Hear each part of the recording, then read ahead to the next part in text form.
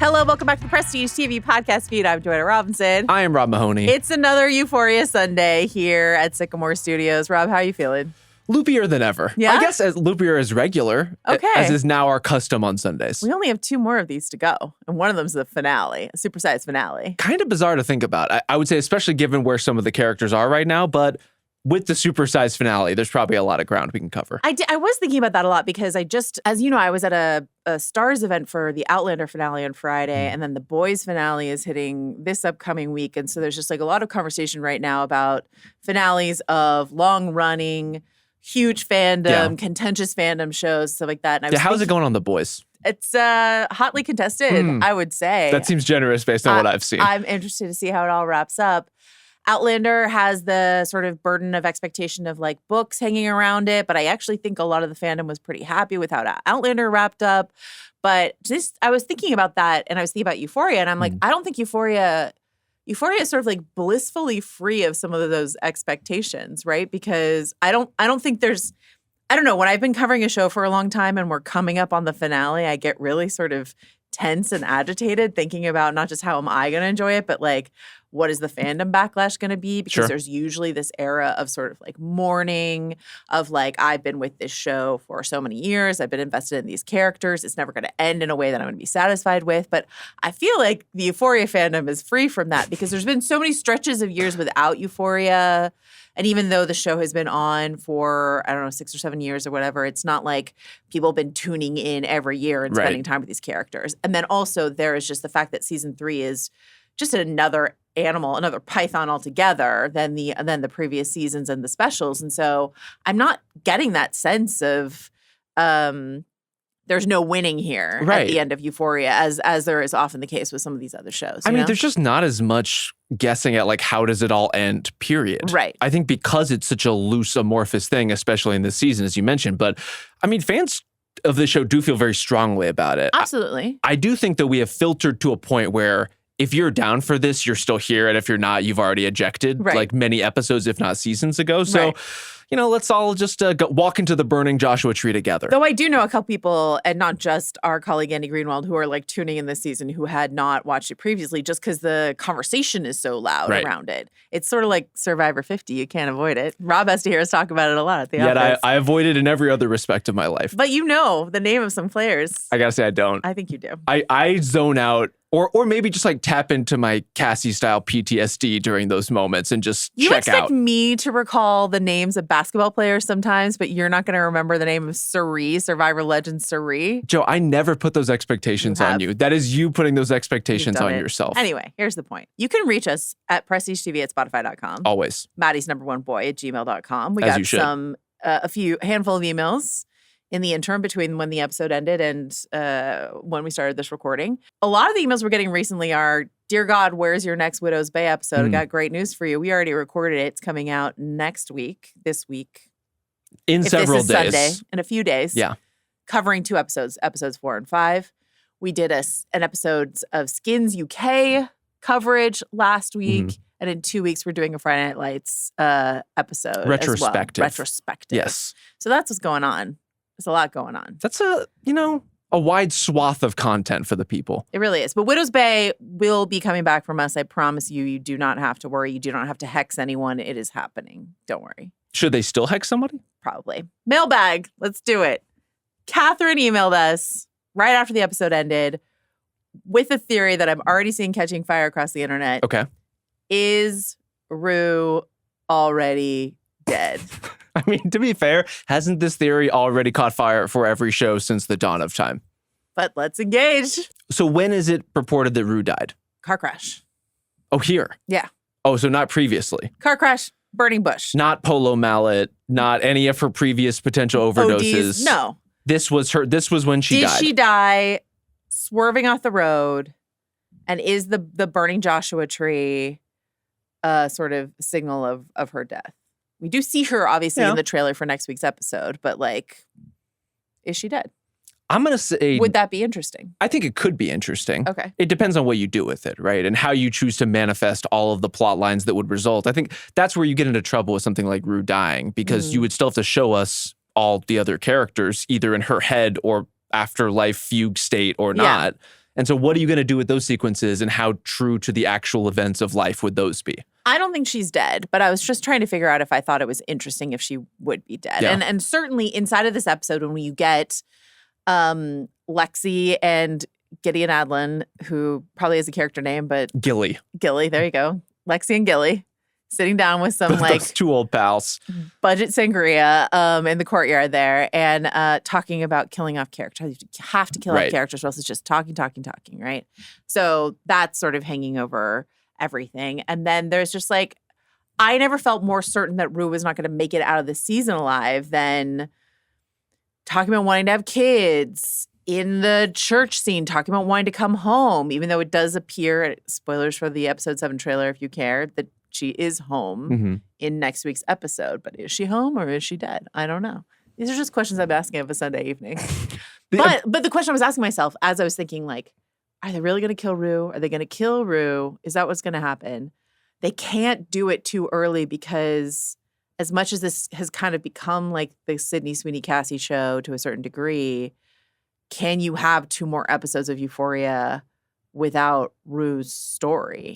It's one of the most repulsive things happening this season. So, safe robberies and all. Like it's just setting up a lot of narrative juice where I think it'd be hard to separate from that, even if you want to explore it in a post-death state. But I mean, how would you feel about these last 2 episodes culminating in all of these perhaps disparate characters following their own narrative arcs to fulfillment at like a mystical church-like location and congregating together in a controversial finale? Is Michael Giacchino available? We'll see. To make me cry with some piano? It's a good question. Lost a finale, I defend you always. Daniela wrote in before this episode aired, but I was actually thinking about this a lot during the Rue and Jules scene. Daniela wrote in to say about this question we posed last week about objective versus subjective seasons of the show. And Daniela wrote, yes, there are dream sequences this season, but those sorts of abstract moments, but a way in which you can see the objective versus subjective side of the season 3 is Rue's relationship with Jules. In season 1 or 2, we would have seen a romanticized version via Rue. There were a lot of drug-induced romanticizations of the relationships from Rue, but now she can't even get up and kiss her. So follow up on that. I was thinking about that exactly, actually, before I even read Daniela's email in the Rue and Jules scene when Jules like, are you kidding me? Yeah. Like, are you being serious right now? And I was like, yeah, if I think we were meant to read between the lines of Rue's romanticism in the previous seasons. And we certainly got some scenes like alone with Jules, like especially with Dominic Fike's character in season 2, where she was like raising some questions about this relationship. But I don't think we would have gotten such a stark version of this reality check if we were still so much inside of Rue's fantasy. The Redditors seem pretty down on Jules slapping Rue, but I was sort of like, I don't know. I hate what's happening with Jules this season. Yeah. I don't like that, and we can talk about that. But in terms of like Rue getting in Jules's face and telling her entire life is horrible, after everything that Rue has put Jules through with her life decisions, right. I was like, yeah, slap her. Like, why not? I care about Rue, but in that moment, I didn't think Jules slapping her was like so out of pocket. I had no problem with it. Yeah. My problems are more with, I would say, the whiplash, not just from that sort of subjective narrativization of earlier seasons, which I agree with you, kind of tracks here in the way both these characters are acting. But coming off of last week, where Jules was imploring Rue to want something, to go after something, and specifically her, and then Rue kind of does it, and maybe in a way Jules doesn't want, and that's not the right answer. You know what's so weird, and I wonder if something was cut, is from the context of their conversation here, it almost sounded like they did have some sort of like intensive sexual interaction. Oh, they did. That's why Rue's boxers were in the room, you know? Oh, I guess so. Yeah. I just thought she was just like changing there or whatever. Joe, Why don't we get to see it? Show. Why don't we get to see it? Yeah. You know? I mean, they did play with it in the cut you're talking about, where it's Ellis there instead of you're expecting Rue to be there. So she's challenging Rue to like do something about it. Rue does something about it. We don't get to see it. Fine. We get to see plenty of other things, but not Rue and Jules having sex. Okay, fine. And then Jules is like, you did the thing that I asked you to, and it doesn't really mean much to me. You did that thing that I asked you to, and also it's all of this is in your head. Like our whole relationship, this imaginary version of it is in your head, which it kind of has been. In many ways it is, yeah. But also last week, we were all there when she was literally saying these things and then they literally fucked afterwards. Yeah. So I don't know what to make of all that. Presumably. Allegedly. Show don't tell. Euphoria. I think that Rue talking about wanting to have kids, like needing something outside of herself and wanting to have kids, I'm just like, this is not the way. There are many different reasons for people not to have kids. Mm-hmm. Reasons you should not have. As a father of children yourself. I am a father. Yeah. Famously and recently. Yeah. I would say Rue inhabits like maybe 50 different reasons not to have kids. So it's just, it is incredibly rich. I get Jules' frustration with all that. It's just that the rest of it is just so odd. The one thing I want to say, and I think the Jules plotline this season has been frustrating for us just because we really like Jules a lot. We love Hunter Schafer. Very much so. I am enjoying the painting sequences because these are live painting sequences. Yeah. We're watching Hunter Schafer, the artist. And this is something that Sam Levinson talked about where he's like, I love Hunter as an artist. Hunter doesn't really practice her art. And so I kind of made her do it by doing these like live painting scenes. And we've seen several of them now. And I think her art is really interesting and cool. Evocative and gorgeous. Not just the, Dick-laden Syrah, but also that. But, it all has a distinctive style to it. And it's really fun to watch her process. And I enjoy that aspect while being frustrated by a lot of the absence of Jules. And the only person served less by this episode. Well, Maddy, an underwhelming Maddy episode, especially given the promise of the trailer for this episode was like a big Maddy Alamo showdown, except they showed the entirety of it in the trailer. So we had already seen whatever their conversation was. Plus, she's the thumbnail photo of this episode. So I was like, oh, we're going to get a real Maddy episode. And we did not. And then Nate, which is just sort of like, I would almost rather not cut to Nate at all in an episode than just sort of like run this tape back again and again, I mean, all he has done this season is embarrass himself in front of the zoning council and lose a finger and a toe. Yeah. Get his ass beat. I mean, and I would say in terms of the flowers themselves, we were reaching Little Shop of Horrors level of like getting fucking dominated by a plant. Are you trying to placate me by making a musicals reference right now? No. After you ticked me off on Friday with a musicals argument? I mean, if you want to revisit why West Side Story, the remake, the Spielberg remake is in fact quite good, I'm happy to do it here on mic. But also if you want to defer, that's fine too. Rob just wants to defend Ansel Elgort, his favorite actor. Not the case. Okay. I think that's Nate is a real miss for me. Though I will say I have enjoyed the conversation where a lot of people point out like, hey man, Nate was free and easy with a gun in season 2. Why doesn't he have a gun? Why isn't he defending himself? And I like the pushback that I've seen on the internet that, yes, of course, Nate would use a gun to intimidate a teenage girl, but just sort of crumple in the face of real criminals. I don't find that contradictory at all. Completely adds up. Yeah, it's just he's not adding anything to the story. Mm-hmm. These scenes aren't interesting visually. Like they're just not contributing anything to the flow of the season. Granted, we are clearly laying gunpowder so that when he now collides back with Cassie's part of the story, something goes up in smoke. I just don't really know how that's all going to pay off in a way that makes this feel worth it. Look at you, gunpowder and smoke, just weaving your narrative here. Our listener Tom wrote in with a actually for Maddy's Jesus quote from last week's episode. Okay. First of all, how dare they? Maddy said, Jesus says, be in the world, not of the world. And Tom, who is a religious professor, wrote to say that's actually a notion from the Muslim esoteric mystic sect known as Sufis. I haven't watched any further before writing this, so if someone corrects her, please disregard. But no one did. So Tom's here to correct Maddy. I trust Maddy. Okay. We're a professor? All right. On the contract watch front, which we raised last week, and your hope was that Cassie just never turned in her drill house contract. A lot of our listeners pointed out that Cassie signed each contract with a different name, that she signed Cassie Howard, her maiden name, to the Hype House or the drill house contract. Right. And Cassie Jacobs, her married name, to Maddy's contract. So in terms of like, if there is in the last 2 episodes of the show, some sort of legal battle. In which Cassie represents herself in court. Oh, Legally Blonde style? the pink suit? Does it come down to whether or not one could get a perm wet at some point? I think the drill house contract because it takes a while to change your name legally. It's a pain in the ass. It is a pain in the ass. And it takes a while. It doesn't happen just when you get married. So you're saying the drill house contract to you would be the more authentically binding document. It's her legal name right now, Cassie Howard. That is true. I don't know how any of this works. I'm going to be honest with you. Are you not allowed to put your maiden name on a document and still have it be binding even after your name is changed? I'm sure you can, but if the question comes down to between two... Betwixt. And never the twain shall meet, betwixt the two. And we maybe cannot carbon date when exactly she signed the two, though we, the viewers at home, know she signed the drill house one first. We do. Would it come down to which one has her current legal name on it? This is where I have to defer to Cassie Howard / Jacob's attorney at law and what her interpretation is of the truth. Please email us, Maddy's #1boy at gmail.com. If you're a legal expert. If you're a lawyer. I mean, Rob might just disregard you the way that he did. Just disregarded a professor of religion. A religious scholar? That's all the emails I have. Anything else you want to say on a sort of mailbag front? Let's get into it. I don't even know where to begin with this episode. I do. The Bible. Okay. Episode 6 is called Stand Still and See, which is from the Bible. The episode starts in the Alamo flashback, which we will get to in a second.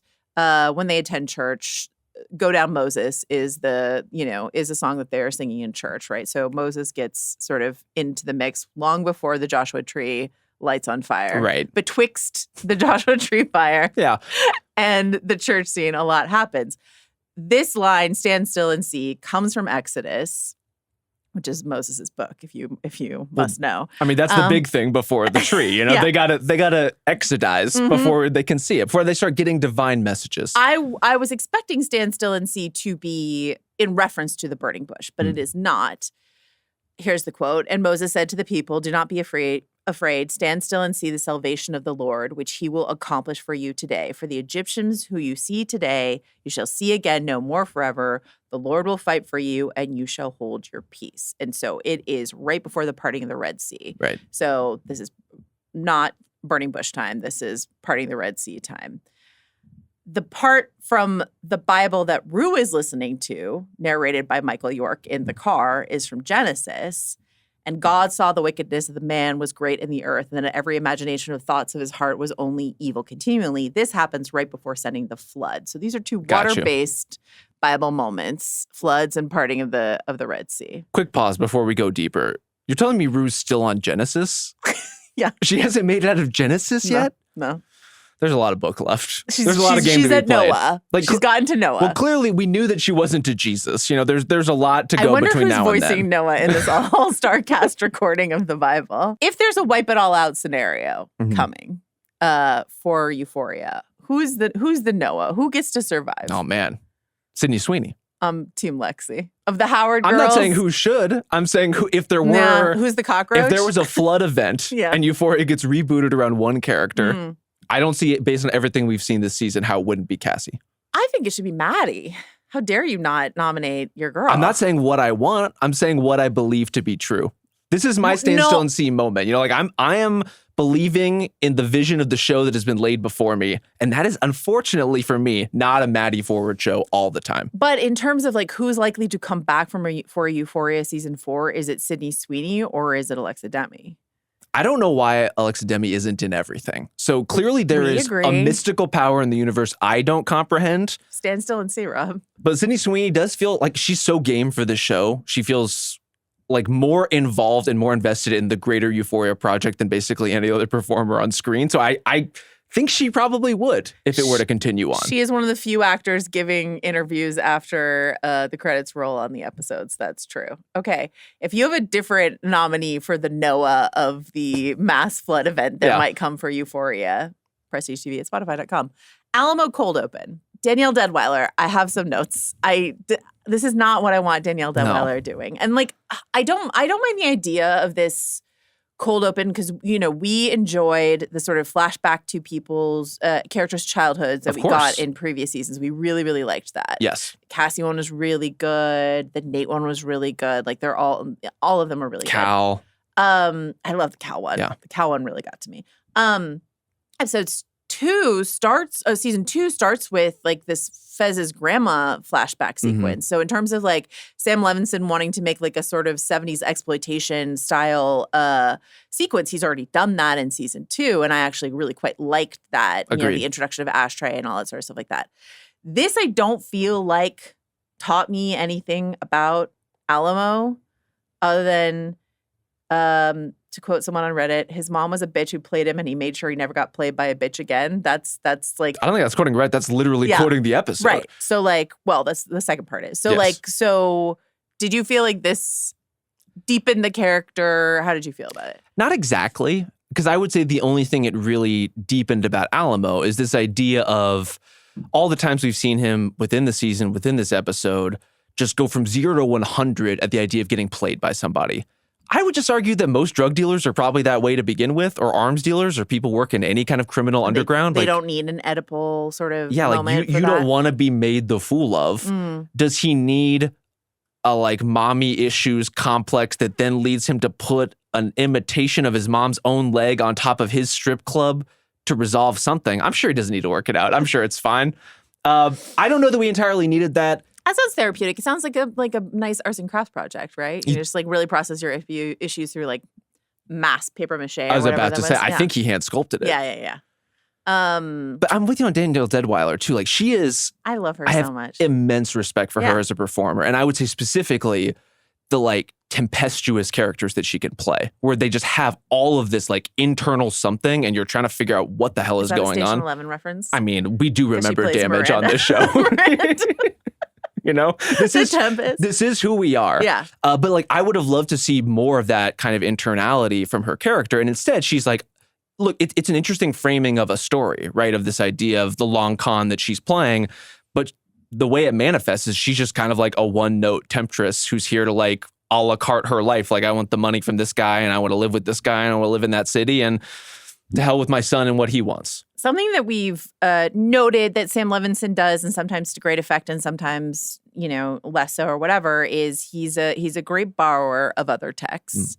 And what is true about this story, Alamo's backstory, it is pretty closely airlifted from the book Pimp by Iceberg Slim, which is like an autobiography of a pimp. And then this is like the story of his childhood, that his mom like was with a God-fearing man who treated her well and stuff like that. And then and the only time in his life when Iceberg Slim was happy, and then she like ripped him away into an abusive relationship and stuff like that. So that is seemingly the inspo. And I believe Sam Levinson mentions at least Iceberg Slim in the post-credits sort of discussion. So there is that nod to where he lifted it from. I really wanted to like this more. I just think Danielle Deadwyler is so talented, and this is just not, what I would use her for personally. It's like fine enough, but again, did not transform the story or the characters in the way that some of the other flashbacks did. And frankly, I'm not sure I ever quite recovered from the fact that his given name is actually Alamo. Even as a Texas guy? Have you never met an Alamo? Never met a single Alamo. Okay. Doesn't strike me as a thing you would do. Name a child Alamo? I guess somebody did. It's memorable, at least. Clearly. Okay. And we talked earlier this season about like, did he concoct it just so he could do Remember the Alamo style gags like he literally did in the season? But I guess it was just in the stars for him the whole time. Right. But he was always loved cowboys. And there's a lot of like, there's a... Yeah. Well, that's nominatively deterministic for sure. If you name your kid Alamo, like he's going to wear a raccoon skin hat on his head at some point. That's just a given. I guess so. Maddy in the club. What do you want to say about it? This is one where I would have almost preferred us having a conversation about this scene, not having access to the post-game interview clips from the cast. Because the way Alexa Demi talks about this scene as like a girl women hangout coming together in their power. Yeah. That was news to me. Sure. Was that apparent to you in the exexecution of what this scene was? I thought we were just doing a cool like workers unite moment for Maddy. She's like, workers' rights, they deserve time off. What are the the labor laws inside of strip clubs? I guess that is women coming together. You know? She's standing up. Sure. But the rest of it is... A fun, girly link-up is how Alexa Demi described it. I guess it's some of that. It's like, this is a club that's in need of art direction as it relates to turning it into an Instagrammable presence. Maddy has a vision. It is saloon doors and I guess like a Coyote Ugly kind of aesthetic. I could see it playing online. I just don't know that this was like the girl power moment that was suggested in the commentary. Do you wish they had gotten Piper Perabo, star of Coyote Ugly, to be in season 3 of Euphoria? Do you think she's available? I think she's quite available. Well, then why not? They did get Sharon Stone. Sharon Stone is here. Cassie on the set of LA Nights, and Lexi's issue with that, despite the fact that she memorized all of her lines very closely, was quite triggered by this honeymoon phrase, even though presumably it was in her size. It's in the script. Yeah. But she gets triggered. She doesn't know what's real and what's not, and she starts, disassociating to a certain degree and improvising. Dylan Reed, shout out Homer Garrett. Like, him improvising with her was genuinely, I thought, one of the funniest moments of the whole episode. No woman deserves to get hit. How profound, how brave. What a brave moment. I actually did find Dylan to be quite a generous scene partner. That's true. He really rolled with the punches. He really invested in Cassie's story. And I want to give Cassie due credit. Like tapping into something deep and dark and unresolved, is that not just great acting? Is that not the stuff that great performance is made of? Okay, so it's art when Cassie does it. When Alamo crafts a giant paper mache replica of his mom's That's legs. also art. Okay, just making I just think they both need therapy, but it can also be art. Everyone on Euphoria needs therapy. Shout out to Oceana, the George Seurat of the LA soaps. So we love to see her here. Lexi, I do not blame her for calling Cassie out in front of Sharon Stone. What has Cassie ever done for Lexi in her entire life? Nothing. So why should Lexi support Cassie in any kind of way? I just thought this was the kind of pod where women support women. I thought we just established that. Is that not what we're doing here? I support Lexi. I did think, the bar has been quite low for Lexi this season. I thought this was among the better Lexi stuff that we've gotten. Yeah. Both in terms of having actual things to do and also just like the pure disappointment on Maude Apatow's face when Cassie does strike the deal to become a regular. Yeah. There's just some great physical acting. I think overall the idea of Lexi fighting for something this hard and maybe not quite understanding the opportunity that is in front of her to leverage Cassie as much as Cassie leverages her is like a little blind to circumstance in a way that I wouldn't expect of Lexi, but here we are. That is an email that we got from friend of the pod, Matt Medovich, who was like, why isn't Lexi using Cassie here to boost her career? I mean, it turns out that she does. She will be. In the writer's room, I did not freeze frame Mahoney my way through all of the Post-it notes that were up on the breakup board, but behind Lexi in the writer's room scene, there is a quote from Green Bay Packers head coach Vince Lombardi, who I did know was a sports guy. And the quote is this: "There is no room for second place. There is only one place in my game, and that's first place." So a profound Lombardiism is on the wall of this writer's room. Of LA Nights. Yeah. What is the first place they're striving for? In the ratings? I guess. First place in provocative entertainment. Well, that's already settled. Euphoria's got it, baby. First place in George Seurat mentions in an LA soap. also tough competition. What do you hope happens for this? Do you hope that Lexi writes a great episode of LA Nights that in which Cassie dies? I kind of do. Yeah, me too. I would love to see that. Yeah. I would love for Cassie to get a huge elaborate death scene that then she has to act out like Babylon style in repetition over and over and over to increasing insanity. That is something I'd be interested in seeing. How much trouble is Cassie in? She has deleted the OnlyFans account, which probably voids some like agreement in the contract with Maddy. I would think. For sure. Or at minimum, just the income stream that Maddy relies on. Well, and that's the other thing is like, the finger in the box, like what's in the box, we know it's a finger. It's a finger. Yeah. Like, she's not going to make the kind of money she needs to make on LA Nights. Sorry, hate to break it to all you wannabe starlets out there, but she's not going to be making OnlyFans money as a bit player on LA Nights. So she's not going to be bringing in the money she needs to be bringing in. She's screwed over Maddy in some way. That historically has gone very well for her. How's it going to pan out, Rob? Do you have any predictions? I mean, I don't think it's an accident that in the big Coyote Ugly photo shoot, it is Cassie with the snake posing, getting wrapped up, it sizing her up in its way. And her as a character in particular who would be oblivious to basically everyone's actual motivations.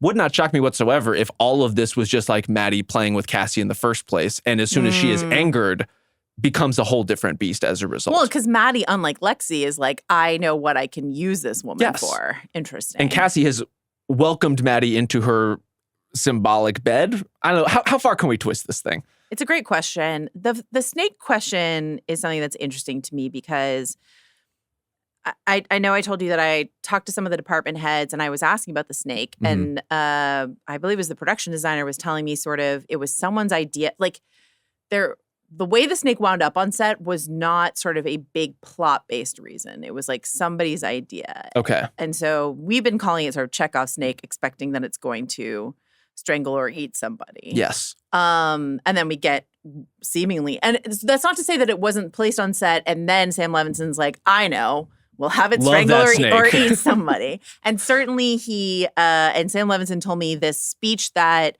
Bishop gives in this episode was sort of written at the last moment, the speech about the dancer and the snake. Yes. And as we discussed before we started recording, that is a very famous like urban legend story, the story of a python who refuses to eat, and then the vet's like, it's sizing you up to eat you, young lady, or whatever the case may be. So that is just an urban legend that was turned into, I thought, like a pretty, I don't know, anything Bishop does, I have a good time with, so like whatever. But I don't know if this snake is going to be a plot payoff or just this metaphorical payoff that you're talking about. Right. Here. So I think it's more of the idea. And clearly there are characters all throughout the story who are working with weird motivations. I don't know if Rue is the rat or the snake or kind of both. Again, we've been circling around that all season. I have no idea which one at this point. The rat is dangled in front of her face. Or but is she dead? She might be dead. Yeah. I simply don't believe it. But, maybe it is a Jacob's Ladder scenario. Maybe that's something we have to investigate over the back part of the season. We love a bardo. We're big fans. Historically, we do. The Faye and Wayne love story. That is what it is, isn't it? Just a charming love story for the ages. This is a fascinating thing. I will say, I think the second biggest laugh in the room when we were watching was when he plunked the SS hat. That hat on her fucking head. I think some people fall in love harder than others, Joe, but there's like wear an SS hat, get a swastika tramp stamp. Like that is a level of down horrendous that I don't think many people have ever experienced in their lives or will. Are you regretting that it's not swastika tramp stamp at gmail.com? It was right there for the taking. It really was. Actually, that one's probably taken. Tough. Really fucking tough. All right. We were looking closely at the various bedside reading material that Wayne has. Yeah. He's got Helter Skelter, the book about Charles Manson. And then he has a book that we're not going to say the full title of. Nor should we. Gun Blank Manifesto, edited by Hollister Kopp. You can ruin your own search history if you want to look that Subtitle, up. Entertainment for the Armed Sociopath. I'm going to read this description, even though we debated whether or not we should. Gun Blank Manifesto was lovingly and sincerely devoted to guns, gunplay, gun culture, gun counterculture, gun rights, gun art, gun porn, and ammo.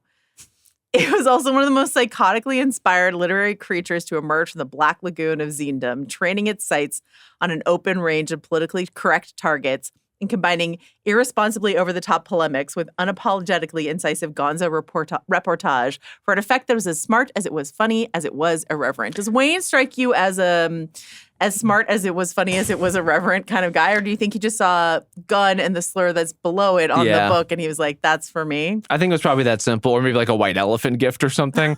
But I also just want to say, if you're responsible with the publication of this book, we here at the Prestige TV Podcast give you full permission to use Joanna's full read of that blurb in all of your promotional materials. And frankly, I'd love to see it out in the world. And Rob would like to attend a Nazi white elephant party. Okay, not what I said. All right, what do you want to say about Faye and Wayne that we have not already? I just, okay, first You're of all, you're rooting for these crazy kids. I am not rooting for these crazy kids. First, I had a question. Sure. Did Rue not already tell everyone about Faye when she saw Faye's lips on the surveillance footage? I guess she hadn't, because that's when Alamo was like, shouldn't you have recognized the voices? I could be going crazy, but I thought I remembered a line at the end of that episode of where she's like announcing her recognition Faye of this person. Maybe not naming Faye, but like if you say, hey, I know who that is. Well, maybe she's like, I know her. She works for Laurie. Yes. And then to later say, she's Faye. I've got her number. Yeah. I can emotionally blackmail her by mentioning our friend who's in prison and get her to do this for me despite her enchanting love story with a Nazi. maybe it is enchanting, you know? They did watch Pretty Woman together. They have had some nice moments. But he's quite a Nazi. Is anything going to come of the fact that these are fake drugs that they've stolen and caused Faye extreme gastrointestinal distress? She was just chugging the Pepto on the coffee table. Is that going to come to fruition somehow? I think, look, Faye clearly tried to warn him. Obviously, it has to come to fruition. And frankly, I would watch a whole spin-off episode or standalone Faye episode in which she goes out in the world and is constantly trying to tell people the truth about things, but people don't take her seriously, and leading into a bunch of Mr. Bean style theatrics as a result. So maybe Faye is your spin-off candidate. I was hoping you were asking for a Nazi in gastrointestinal distress episode. Well, as we learned, Faye is only kind of a Nazi. Right. Sort of. I guess that's the thing you can be. Rob, I feel like once you've got the swastika tramp stamp, it's really a binary situation. You're really all in. There's no half swastikas. Joanna speaks from experience. Okay. Great. What a great episode of podcast this is. Rue. Zendaya, guess what? Great actress. Also, guess what? She's alive. Maybe. I guess maybe I spoke too soon. Maybe. She was not killed by Polo Mallet, presumably. She was not killed by Polo Mallet, though I did laugh when he nudged her head at one point with the Polo Mallet. That was pretty great. Okay, listen. The elevator scene, the church scene, both the phone call with her mom and then just sort of the reflection afterwards. The comedy of her buried up to her neck on the phone with Faye. Very funny. On speakerphone. Good. Most importantly, sliding down in her seat during the Laurie and Alamo confrontation with a real face. All very good. Funny, emotional, all sort of stuff like that.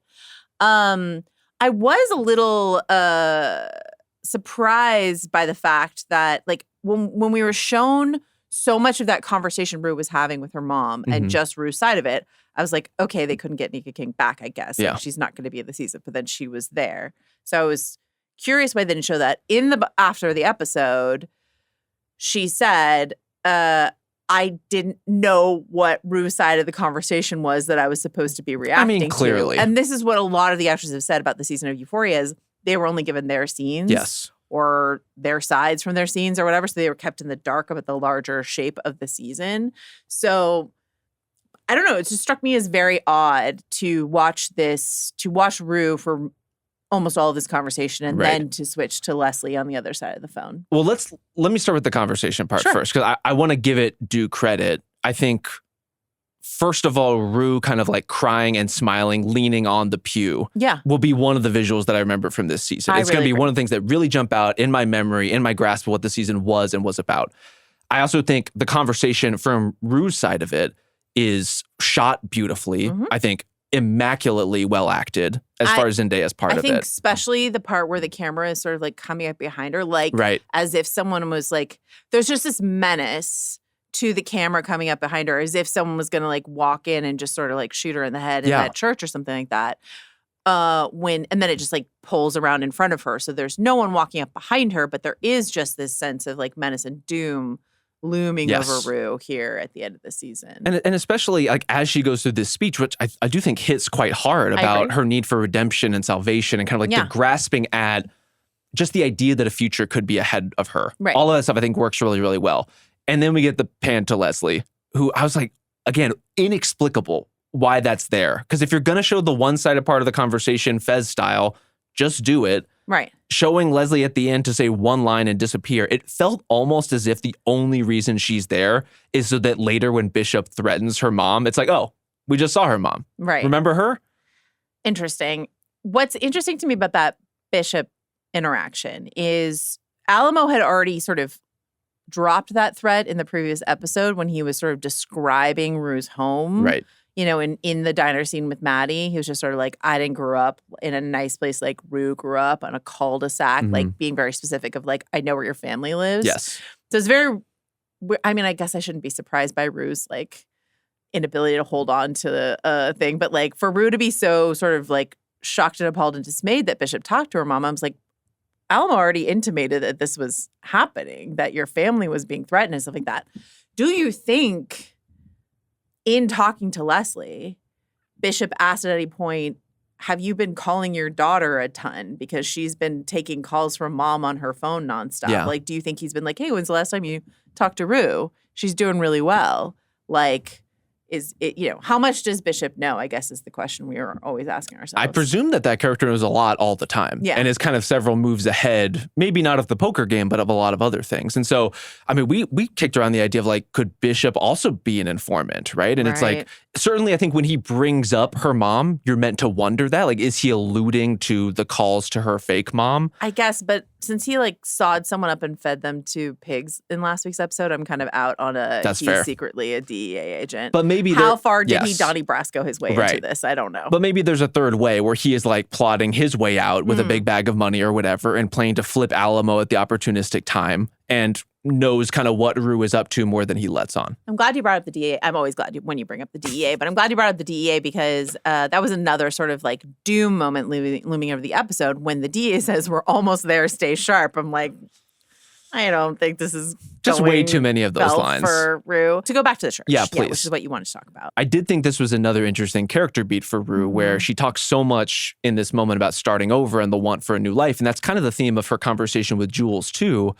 But I think it's interesting that her imagination can kind of like only go so far as to want to start over by grabbing onto this person she grew up with in Jules. It's like her vision of a future is like, let me try to hold on to this one good thing. When I think what she needs more than anything is like move the fuck away from all of these people and all of these places and start somewhere completely fresh. And I don't know that she's ever gonna get to that point. One of the things she was looking at in the church was the like portable 10 commandments that the family in Texas gave to her. And their address was scrawled on the bottom of the 10 commandments. So is there a possibility that rather than dying, or she's already dead, Rue goes and joins the sort of like Amish farm and like milks cows at the end of the season? It did have a certain appeal. Switches places with the eldest daughter who wants to leave. And Rue's just like, I'm going to be milking cows now. Well, first of all, we can't just like will that poor daughter into a life she couldn't begin to understand. Not. What, you want to be a drug mule? You're already in Brownsville. Just cross the border, Is there anything more romantic than getting an SS hat dropped on top of your head and being told that you shouldn't be a mule anymore? He wants to take her away from this crazy life. What else do you want to say about Rue in this episode? Can we circle back to the larger Alamo-Laurie standoff in which Rue is slinking into the couch and slowly evaporating? I had a bunch of different kind of sensations during, like, in watching this. For one, like, I love the setup. I love the, like, the dramatic loading of the guns, the kind of, like, mounting of their respective horses. There's a shot of Faye in the doorway as the Nazi, et cetera, all go off. That's like very The Searchers, like this like silhouetted doorway shot that's is clearly evocative in that way. Then they get there and it's like everyone's like, it's classic standoff kind of format. Rue is in the middle. Everyone's holding their holsters. And I just could not escape the feeling that I do not understand what Laurie as a character is doing within this season, other than you need this narrative counterposition. I was so much more interested in Laurie when she was the queen of her own little hill versus like a feuding warlord opposite Alamo. I mean, how have you felt about their dynamic? Well, don't you think you notorious like bird lover Rob Mahoney just really missed that bird? I am pro special bird little guy and anti-snake. I want to say for the record, I'm really pro snake. You're pro snake. Yeah. Would you sleep in the bed with the python? No. Then put your money where your mouth is. Would you sleep in a bed with a bird? Well, I don't trust the birds either. We've all been Hitchcocked too much. We simply can't. We had snakes like as our classroom pets growing up. I really liked like a garter snake, corn snakes, and stuff like that. Yeah, nothing python level. No, but nothing that could suffocate you. Sure. Laurie, what is Laurie up to? Well, I was wondering if when they raised the whole question about the ambulance operation, if that would cause a light bulb to go off over Rue's head about Angel and what happened with Angel. Yep. And Alamo's pretending that this is for like plastic surgery when we think it's for transporting organs. He's saying it's like it's the shepherd for BBLs. It's like this is not how this works. But like, Ruse remains clueless at the end of the day about what happened with. And that wasn't your question. Your question is what's going on. No, with we Laurie. can talk about Rue too. I want to talk about all of it. Your question is what's going on with Laurie, and I don't know because she does not seem to have the upper hand at any moment inside of this confrontation. She robbed him, but they know she robbed him. And so, I don't know. I don't, this whole feuding drug Lord thing.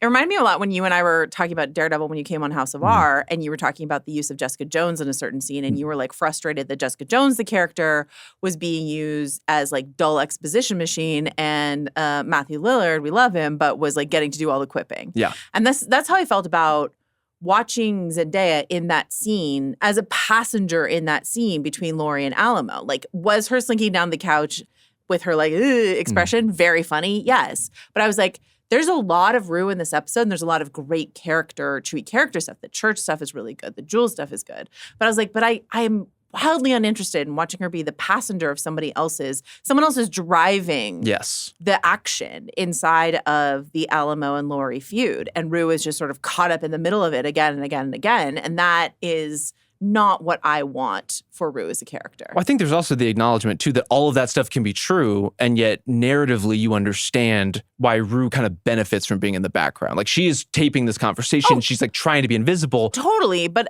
is it interesting to watch one of the most interesting characters, one of like the best and most well-rounded characters on the show, subsumed by these other two people who just don't hold the screen as well? And there have been other times where Rue as a character, as the sort of like observer narrator type of character, has watched like Cassie and Maddy or, you know, whatever the case may be. But that was like, we were all just sort of riveted to what was going on there. And the Alamo and Laurie stuff has not been nearly as successful for me. So. I don't think so. I think really the show still relies on having one of a couple characters as a crucial counterpoint in every scene that really like grabs you. And Rue is one of them. And Maddy is one of them. And I think maybe even at times Cassie can be one of them. Cassie definitely is one of them, you know? But having like really the heavyweight moment of this feel like it's Laurie and Alamo. I just don't think Alamo has been built up as a character to warrant that, even with the flashback in this episode. And I don't think Laurie ever was that, or that was ever her best purpose within this story. Right. This, we haven't really given our sort of like broad strokes thoughts on this episode. I think this is maybe my least favorite episode of the season so far. It's just so unwieldy. Yeah. And it is all over the place. And to the extent that it hits for me at all, I think it's mostly Zendaya-oriented stuff. I agree. Those things are so good, I'm compelled to kind of hold them tightly. Yeah. But the rest of it is sprawling, not necessarily in a great way. Right. Like even like the Cassie stuff in last week's episode was audaciously fun in a way. Like even if it wasn't my favorite thing that I'd seen, I was just sort of like, they really went for something. Yeah. They really did something. And here, I don't even have that sort of juice to enjoy. But Zendaya, the Rue stuff in the church, I'm hoping, you know, next week we get more stuff with her mom. All of that stuff is really good. And this is one area where the need to have kind of these back burner storylines, I think, works against the show a little bit, right? We already talked about how we kind of would prefer that you don't even get the Nate check-in within this episode. It doesn't really offer anything to the structure of the story other than remind us that he's still out there being threatened by henchmen. But if you take him out, then you kind of lose sight of him for a moment in the story. You don't need to because his finger is there. I mean, that is true. The finger shows up in a box and you're like, oh yeah, Nate, he's in literal physical danger. But I think you could say that about 4 or 5 scenes in this episode where it's just, if you just kind of streamlined it and focused it even more on what's working, I think it wouldn't feel quite this way. Yeah. Anything else you want to say about this episode? I guess I do want to talk about what the plans are here, because I'm a little confused at what's being established between these various gangs on what they're trying to accomplish. Like, we have Laurie's pitch, right? Which is that she wants Alamo and company, really Rue is kind of the one who's deputized. She wants deputized to do it, to drive the ambulance for like one last big run with all these drugs, right? Like, that's the plan that is pitched. Alamo feels compelled to do it because he wants to get all his stuff back. Laurie, who gave Rue a suitcase full of drugs, and that went very poorly, is like, I know, let's give her an ambulance full of drugs, and that'll be fine. Well, the only reason I'm a little more lenient on that perspective is that we get this illusion by the Nazi dude to Faye that they're like about to pull over one big thing on Alamo and he doesn't see it coming. Do we have any inclination as far as like what that is within this plan? To take the truck full of drugs and not share it with him in any way. But aren't they not intending to share with him? I don't think they are intending to share it with him. There has to be some sort of split. Otherwise, why would he? Well, I thought the split was you get your stuff that we already stole from you back. Right. You get your money. So you get your drugs. stuff back. We get all these new drugs hustled across the border. In theory, everyone wins because we're basically holding you hostage for your own drugs, which, as we said, are not drugs. Are laxatives, yeah, among other things. This is a great question, Rob, and thank you so much for asking it. I don't know the inner workings of the minds of a Nazi, unfortunately, so I can't answer it for you. I appreciate that about you most of all. And I guess Rue's plan and the DEA's plan within all of this is for Laurie and Alamo to get pinched in the process of executing this plan that may or may not benefit or not benefit both of them. Yeah, pinched is definitely the modern terminology that they're using here. we like to keep our finger on the coppers. pulse. Okay. I just like that we're on top of everything that's going on in the show. We definitely have a very good handle on a plot level of everything going on. All right. Anything else you want to say? I do have one final shout out. I think it's very important. I don't want to skirt over it. Alexander, the locksmith, I just thought did impeccable work in this episode. Okay, the 3D printing 3D locksmith. printing and just like looking real exasperated as he does it. Just like, just the huffing and puffing, the like, I'm going to need an hour. We need an excuse to get Rue to the church for an hour. And I'm glad that Alexander was here to do it. I thought he looked resplendent in his like very bizarre looking shirt, but you know what? It fit the character. I feel like this is so, the place that I just moved into here in LA has I guess 100-year-old door. And it's got like I've got a lot of questions about the framing of that, but continue. Well, it's a craftsman, and like the house itself is been updated, but they kept the original door. The original door. And it's like very old and very cool and kind of like warped and stuff like that, but like really beautiful. And it's got this like very finicky like latch thing that kind of falls out sometimes. And so my landlord's like, we have a door guy. And he was like, he's eccentric. And so he like let me stop you. Are any door guys not that's eccentric? That's my question about the locksmith. Yeah. I'm like they have a very specific set of skills. He knows how to fix the 100-year-old doors that are on various craftsmen in Los Angeles, so he can be as eccentric as he wants to be. We're on a group chat right now, and we're trying to figure out a time for him to come over and like fix the latch on the door. I love that it's getting fixed for you. I also just believe firmly in my heart that if you are one of these door specialists, if you're a specialist in ingress and egress, you get to be as eccentric as you want. You get to follow your heart, whatever weird paths it goes down. And I feel like this locksmith has taken that prompt to heart, you know? They do seem like a strange sort. When are we going to get a locksmith-oriented show? They have a lot of power. Don't give away free ideas, Rob. Yeah, Dexter, but a locksmith. You know, like there's a lot of things we could do here. Are we murdering people? Early edition, but a locksmith. Murdering people with the locks? Well, you got to break into their place, Nate Jacobs style, and wait for them. Okay. You know, presumably. Great. I've never done it. Coming to you on MGM Plus for Rob and Joanna in 2028. A locksmith, but make it Dexter. Great. Okay. Anything else you want to say? Let's get out of here. I think we really did it. That's enough. Happy Sunday. Next Sunday, we will be back with another Euphoria check-in, and then it'll be the finale. One of them we're threatening to broadcast live. Rob has not agreed to it yet, but we're getting close. We're getting close.